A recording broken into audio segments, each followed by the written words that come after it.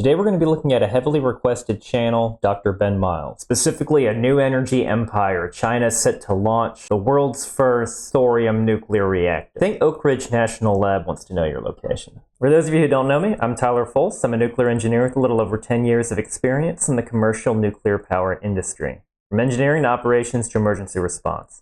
I don't claim to know everything there is nuclear, but I can certainly share some knowledge. Let's check this green glowy thingy out. Uranium, a material that strikes unease into our collective subconscious for the Okay, he's going at the green glowy thing as the unease visualization, not what uranium actually looks like. Okay. catastrophic potential that it can unlock.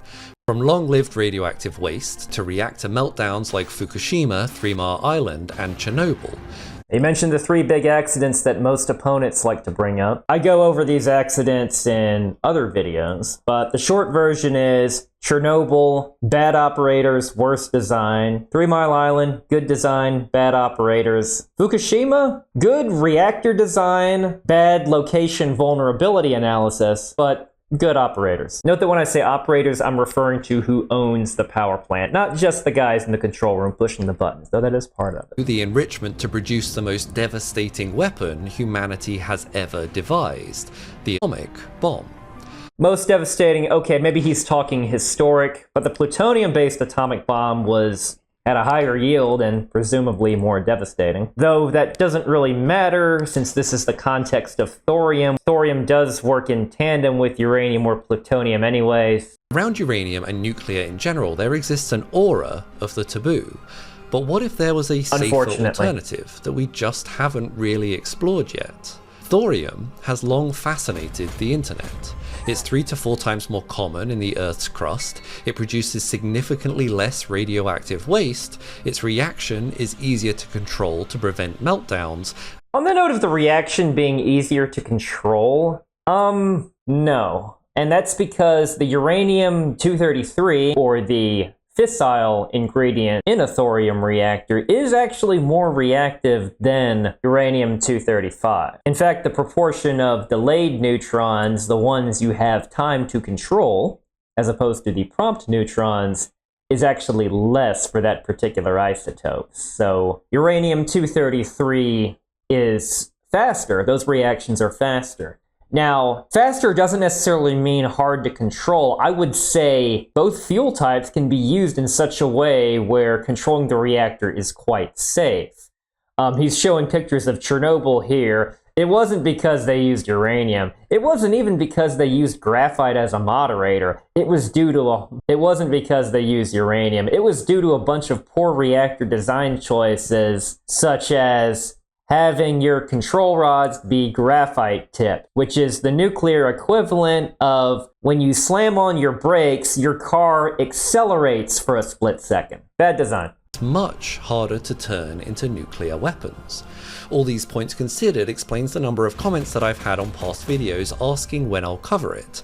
As far as being harder to turn into nuclear weapons, because you could argue it's easier just because and it's really a good thing about thorium, is because thorium doesn't produce as much nuclear waste, you just don't have to sift through as much of the stuff compared to uranium.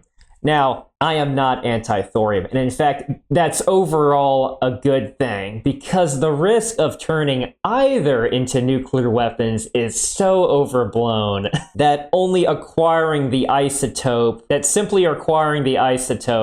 you're not going to get a bomb. You would need the isotope, large manufacturing facilities, sophisticated engineering equipment and processes. Extracting that, it's a bit like extracting flour from a bag of gravel, sand, and dirt. Except said gravel, sand, and dirt is highly toxic and highly radioactive to the point where handling it can give you very high dose, and that's just getting it out. I like to cover technologies in active development, and I've never found any groups putting forward a serious effort to tackle the thorium challenge.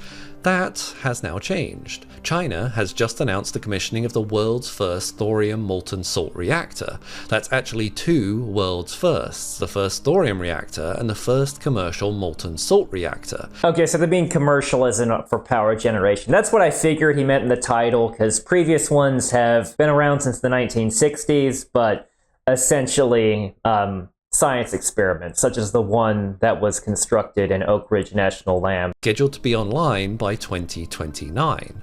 And Okay. China has enough thorium reserves to power their country's needs for the next 20,000 years. I want to take a look at how these technologies actually work and what they will potentially unlock for us. And One of the reasons why it's being pursued in China is, at least compared to the US, is China has more thorium reserves compared to their uranium reserves, at least compared to that in the US. That's just one reason, but that's part of it. ask ourselves, is this the future of nuclear?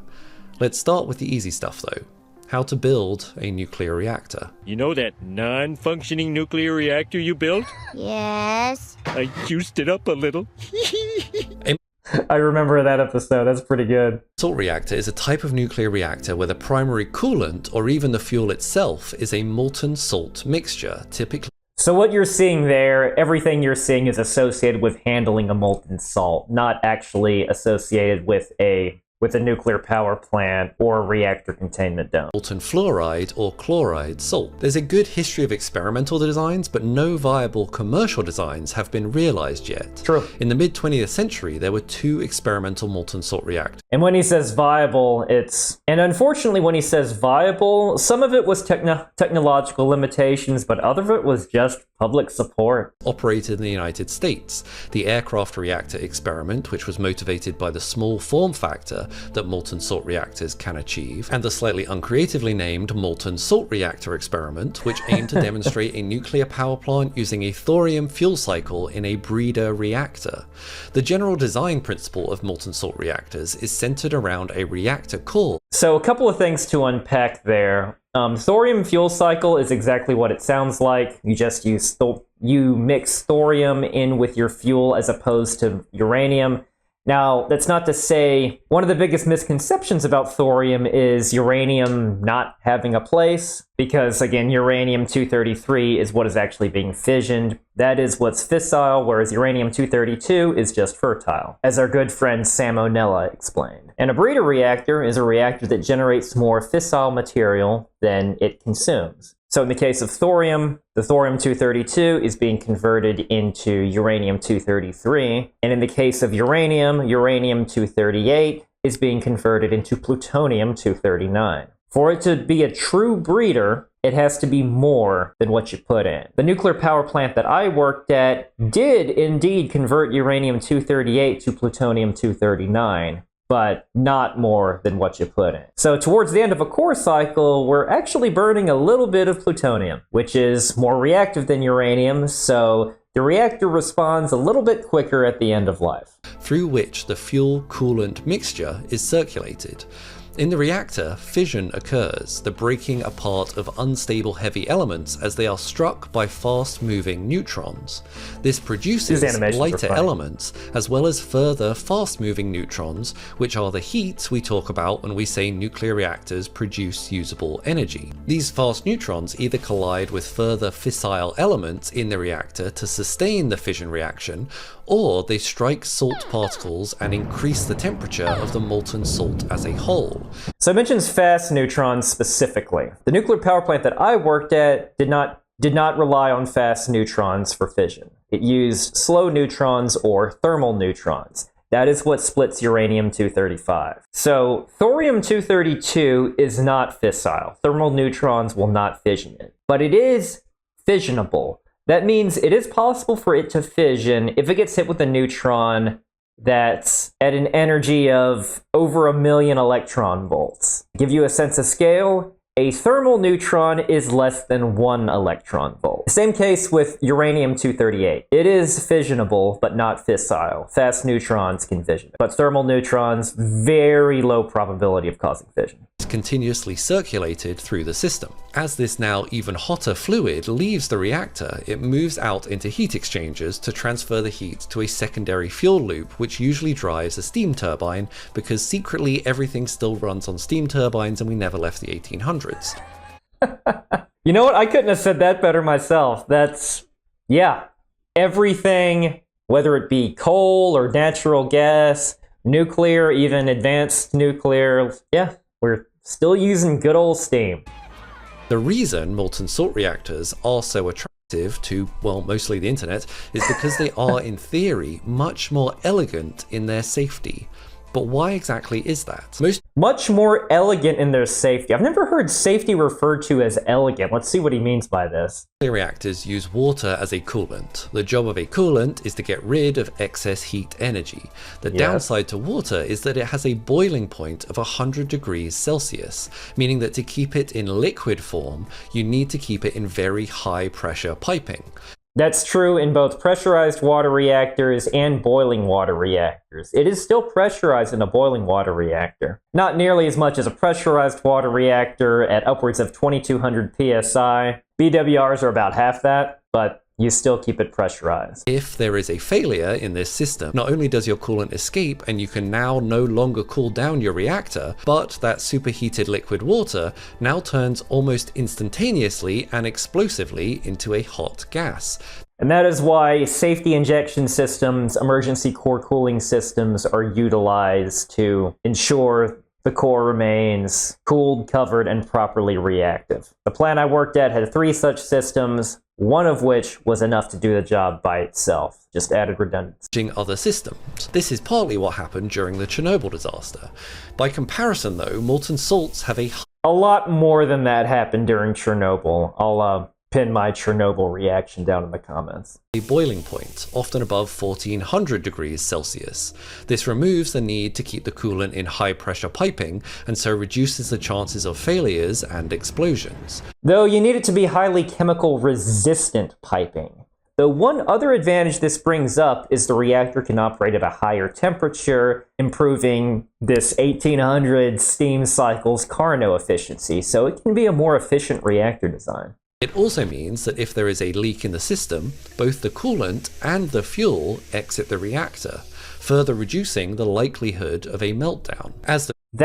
What does he mean by that? Because you're going from inside a pressure vessel that is hardened, presumably reinforced, and you're essentially taking it out of a fission product barrier, and he's saying it's reducing the odds of a meltdown. I mean, yeah, this molten salt fuel mixture has less fission products, it's ultimately less hazardous, but doesn't exactly reduce your likelihood of a meltdown. It just kind of spreads things out. Though, again, this is happening in a reactor containment building, so you're still safe, and effectively, at worst, it's going to be like a less severe 3 Mile Island in the event that you have core damage, field damage. Maybe he meant the impact was less, not the likelihood. And the coolant are intermixed and circulated, this also reduces the likelihood of hotspots in the reactor design that could lead to structural damage or failure.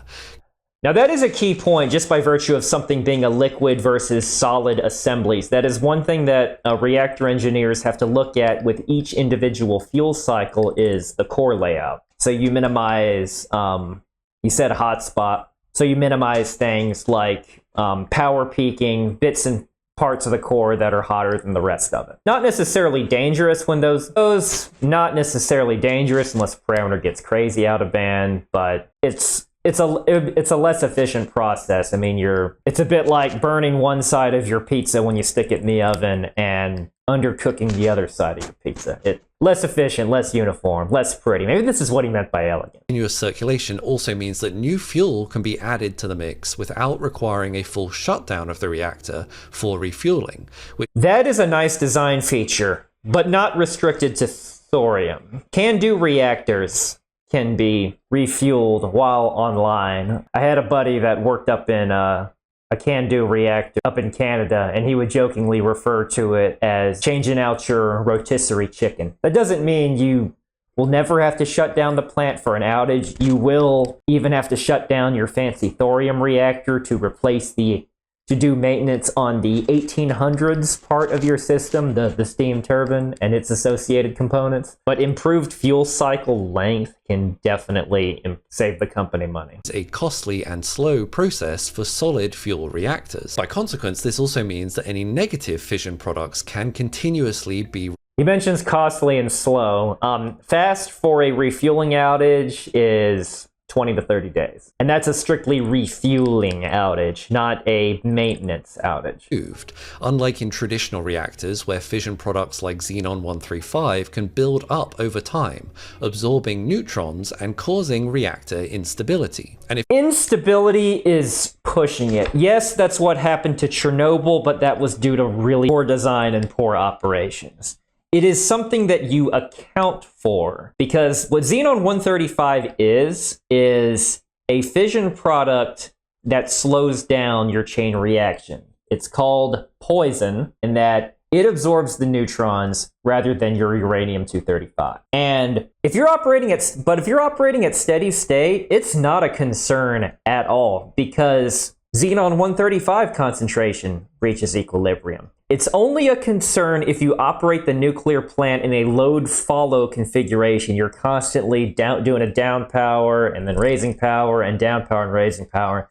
Nuclear power is not supposed to do that because it's base load. But yes, during a startup or a ramped shutdown, it is compensating for Xenon-135 can get annoying.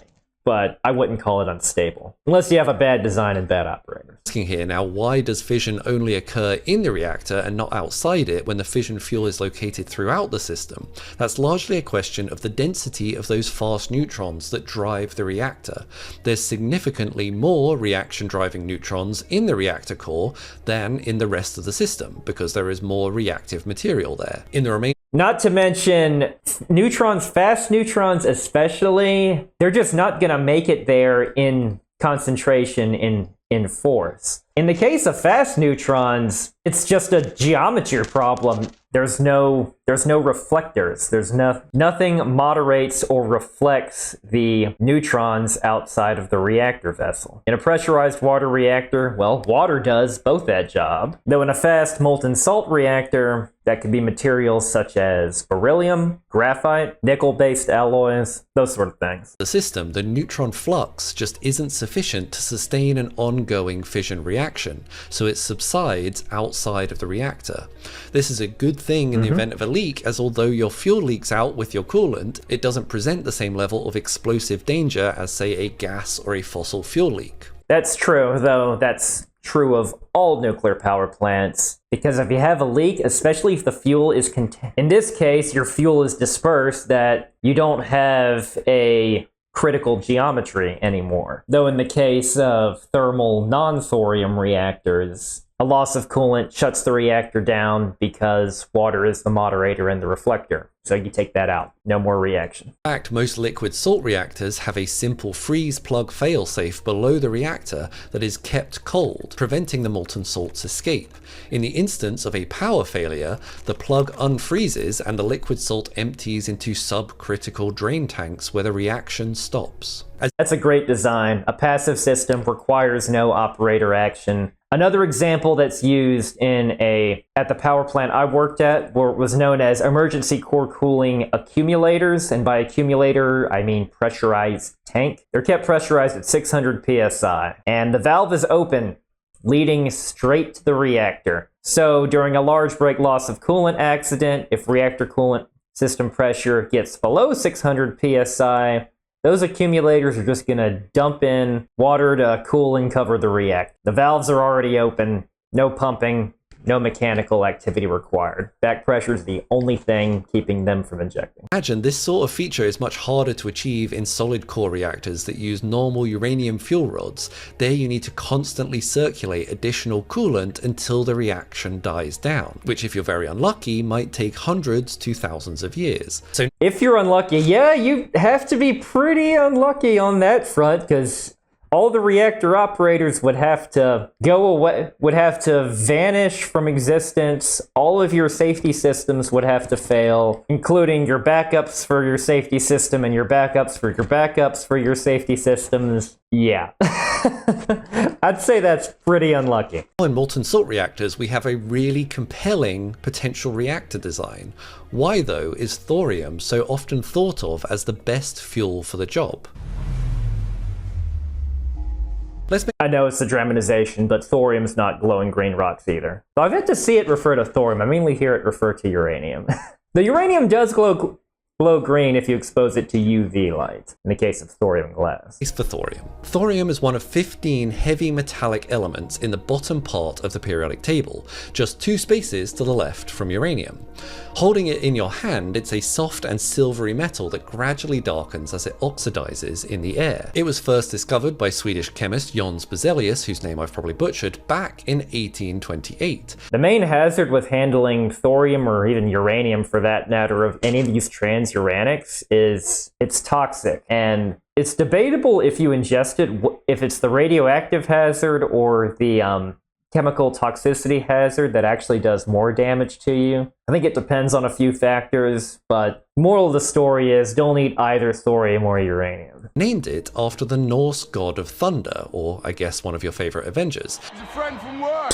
Its radioactivity, though, wasn't discovered for another 60 Thor and his long, beautiful hair. years until Marie Curie began to study it. It was found that in nature, thorium typically exists in only its most stable isotopic form, thorium-232. It is technically unstable, but it decays incredibly slowly with a half-life of more than 14 billion years, basically the same age as the universe.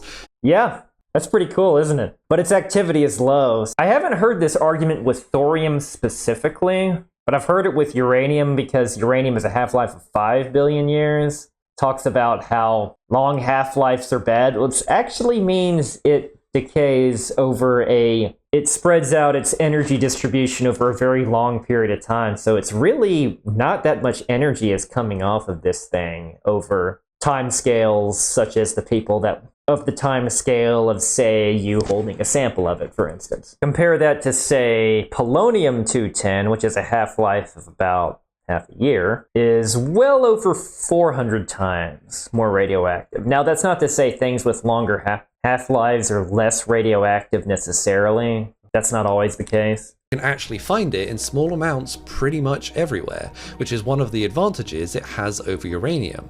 Estimates indicate that thorium is 3 to 4 times more abundant than uranium on Earth. That's true. The vast majority is harvested from a mineral called monzonite, which contains a high percentage of thorium phosphate, created as a byproduct from mining other rare earth metals. But the question is, if it decays very slowly, why does it make for such a good nuclear fuel? Although thorium-323 is I wouldn't recommend using it in an RPG where you rely on decay.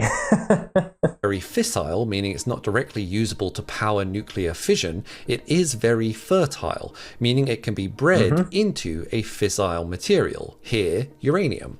Here's how that works. First, thorium-232 is bombarded until it absorbs a neutron, producing thorium-233. That's awesome. Neutron capture as in getting an extra life. Or should it be an extra half-life? This then undergoes beta decay, converting a neutron into a proton and changing it into another element, proactinium-233. There it undergoes beta decay, again converting another proton into a neutron and producing uranium-233.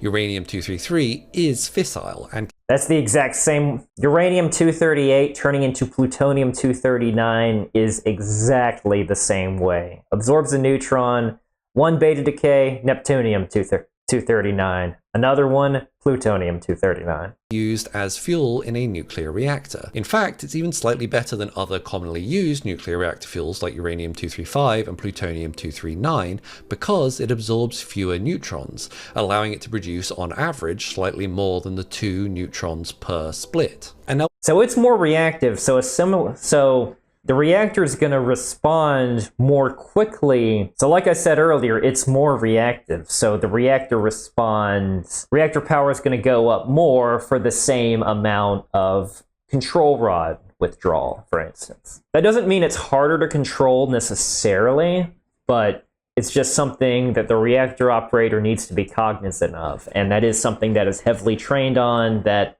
of the distribution of, say, uranium versus plutonium in your fuel mix over the course of core life. This entire process sounds complicated and like it adds extra steps. It's actually a real advantage. This breeding process can be done outside of the reactor, but I think it's more interesting when thorium is dissolved within the molten salt mix, and this breeding reaction occurs continuously while the reactor operates. That's the best way to breed. Same vessel, same conditions. That's the most economical way to do it. To this, thorium-232 is combined with a molten salt, then a small amount of uranium-233 is added to supply the initial neutron flux and start the breeding and reaction process, which then self-sustains. So in a way, you kind of have a multi-phased source, whereas a thermal uranium-235 operating reactor, you have a source such as californium-252 that just emits neutrons. And then when add positive reactivity to your core by doing something such as withdrawing control rods, then that's going to create your self-sustaining reactions. But the thorium, like you said, needs a bit of help, that you're going to need not only your source, but essentially your secondary source, but essentially a uranium booster. Kind of like booster rockets on the space shuttle. Overall, what that gives you is a very efficient fuel that combines the safety layer of unreactive thorium with the quick and safe storage of molten salt reactor designs. As an added bonus to thorium, its neutron absorption characteristics means that it produces fewer actinides, the bottom 15 elements of the periodic table. The producing less actinides, yeah, you can view that as being safer, but as far as his comment about the actual reactions being safer, that's again that's a function of reactor design and how well you train your operators. Uranium and thorium can be operated very safely compared to other industries, for instance, such as fossil fuels. Typically very radiotoxic and have very long half-lives.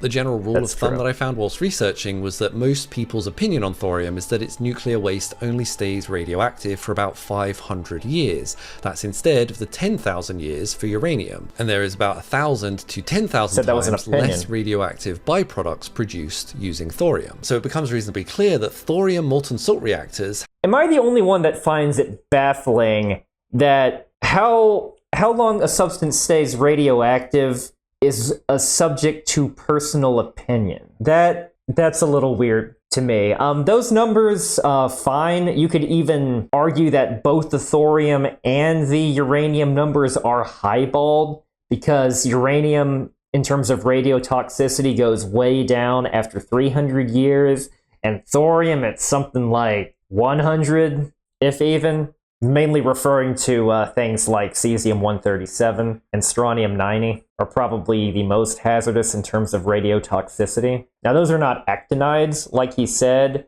but those are more radioactive. Yes, concentration will be well above background for 500 plus with thorium and 10,000 plus with uranium, but as far as it being dangerous, especially since they're in dry cask storage, it's not, I wouldn't say so. Have some definitive advantages over conventional reactors. So the question remains, where on earth are they?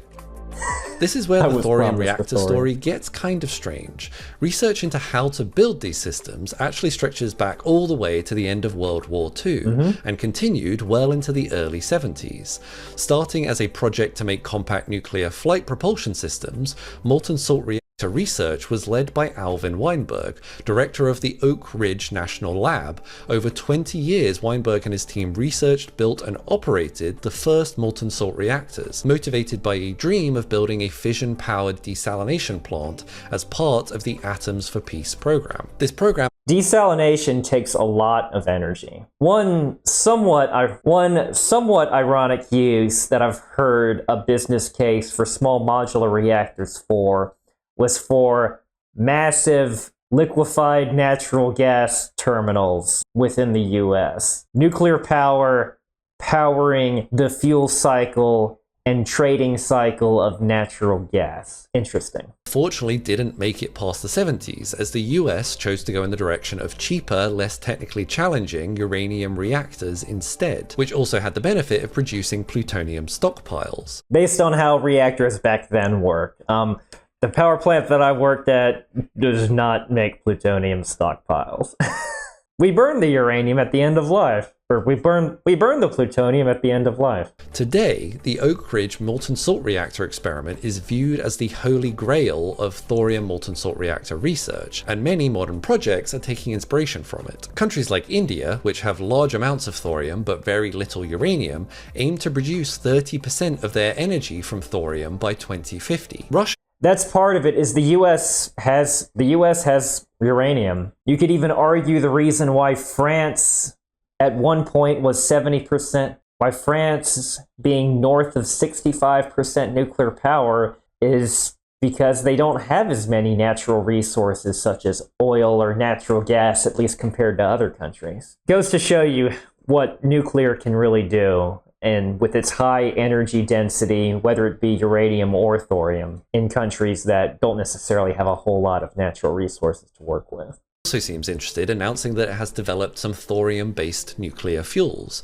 Today, though, it is China that is leading the world in thorium reactor technology. This is somewhat predicated on the fact that China has massive thorium reserves. The exact size of those reserves has not been publicly disclosed, but it's estimated to be enough to meet the country's total energy needs for more than 20,000 years. Total energy needs. I'd take that with a grain of salt. I mean, looking at I'd take that with a grain of salt, or maybe a grain of molten salt. Looking at proved reserves is a fallacy, but it's usually a low ball, so maybe it's more than 20,000 years, or maybe China's inflating their numbers like they often do. Also made significant investments into the research of these systems as early as 2011, when they invested $450 million into thorium salt reactor research program inspired by the design of the Oak Ridge Laboratory reactor. China began construction of the TMSR LF1 in 2018, an experimental thorium salt reactor which was completed in 2021. And interestingly, it's kind of in the middle of nowhere, around 120 kilometers northwest of the city of Wuwei in the Gansan province, in the middle of the Gobi Desert. Another huge advantage of thorium salt reactors is that they can be placed in the middle of sparsely populated deserts like this, because again, they don't need water cooling. That is true, though there's Palo Verde nuclear power plant in the US that produces over 4,000 megawatts electric that's in the middle of a desert. And that's not a thorium reactor. The perk being that if it's in the middle of nowhere and it does explode, fewer people care. It explodes. The reactor was granted a license. I'd much rather live next to a nuclear power plant than an oil refinery. To begin operation back in 2023, initially operating in batch mode using a closed system for the first 5 to 8 years, before then moving into continuous operation where fuel and waste can be continuously topped up or removed. In my books... Okay, that's what he meant by closed system, essentially a closed loop where you don't actively inject the fuel unless it's shut down. Kind of like a normal pressurized water reactor is a closed loop. One still counts as a largely experimental research activity and can only produce about 2 megawatt of thermal power and doesn't generate electricity at all. But according to recent reports, the success of this pilot project provided the basis and experience for construction of larger reactors capable of power generation. China is now quickly expanding their scope and ambition for this technology. In fact, it was only inadvertently announced that this new thorium reactor project was on the table, disclosed as part of a construction plan within an environmental assessment report posted on the Shanghai Institute of Applied Physics. This reactor facility is scheduled to... I can't read or speak Chinese, so I unfortunately can't make sense out of this. Commissioned in 2025 and completed and operational in 2029, generating heat at a maximum of 60 megawatts. Hey, that's better than fusion, because if it was fusion, let's see, it's 2024 now, it'd be 2044, because that one's always 20 years out. To the report, the reactor will be used for research purposes. I mean, 50 megawatts is a sizable research reactor. Research reactor I played with during my early operational training was only 1 megawatt. Primarily serving scientists. However, a wind power base, a solar power base station, a molten salt based energy storage power station, a hydrogen... I'm not sure what this would look like, so here's some salt. I like his subtle humor in this. This is pretty good. Generation system and a thermal power plant will all also be constructed at the same time as the thorium power plant. These different types of energy will all be integrated into a smart grid to provide low-cost, low-carbon, stable and sufficient electricity for... So, smart grid. That's another term that's been thrown around recently. The idea is rapid response automatically to changes in demand and enabling real-time communications. Possibly AI-driven, or at least some level of it, which large-scale AI, nuclear power would indeed help. Like any grid, a smart grid is dependent still on base load, which would be provided with nuclear power, which would be provided ideally with nuclear power. Coal and natural gas could do it too, but those aren't as good. But it would help intermittent renewables such as wind and solar either ramp up or ramp down in response to demand. Industrial production. So it does kind of sound like this really is the start of usable thorium power in a commercial setting, if only for industrial applications at first. Starting from 2030 though, the report goes on to say that there are further plans for commercial modular thorium-based reactors. I don't know, it's that same picture again. With an electrical generation capacity of 100 megawatts or more. All of this advanced... That's still very low for nuclear. He says generation now. So generation, a typical nuclear plant is 1,000 megawatts on the grid, or over 3,000 thermal. Now, using molten salt, you might be a little bit more efficient in that you could get into the 35 to 40% range just because you're operating at a higher temperature. But we're not talking anywhere close to even 50-50. And activity is part of a much larger vision for energy in China, working towards carbon neutrality in 2060, but also working towards a major commercial advantage over other countries. Ultimately, China plans to sell modular thorium reactors as part of their Belt and Road initiative, positioning themselves as the global superpower for power creation. That's clever. I see what they did there. Global superpower for power. Part of a global development strategy aimed to connect trade networks from China to other parts of Asia, Africa, Europe, and beyond. It's basically a vast and technologically advanced Now, I know every country does this to some extent, especially with new technology, but from as long as I've been paying attention to these energy developments, so a little before, which for me was late high school, so mid to late 2000s, China in particular has been notorious with overstating their readiness. Even like the title of this video, this isn't a Ben Miles thing. And all the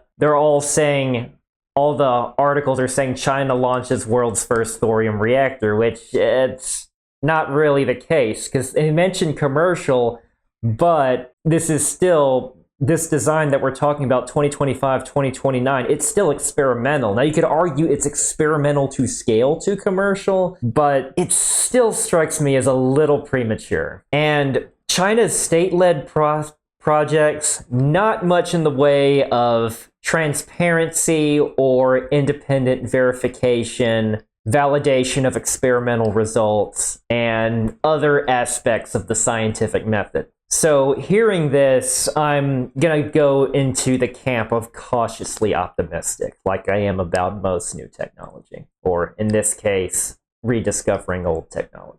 Of the Silk Road. The question many companies and countries are asking themselves is, if China is making such rapid progress with alternative energy sources, should we be doing the same? The US, the UK, Europe, and elsewhere. And that's part of the reason why China is doing it, to exert pressure on other nations. It's a political move. Turns out we aren't completely in the dark here. In the US, we have TerraPower, founded by Bill Gates, which has been collaborating with the Oak Ridge National Laboratory to restart development of sustainable nuclear energy technologies. The company is moving ahead with building a new natrium reactor in Wyoming.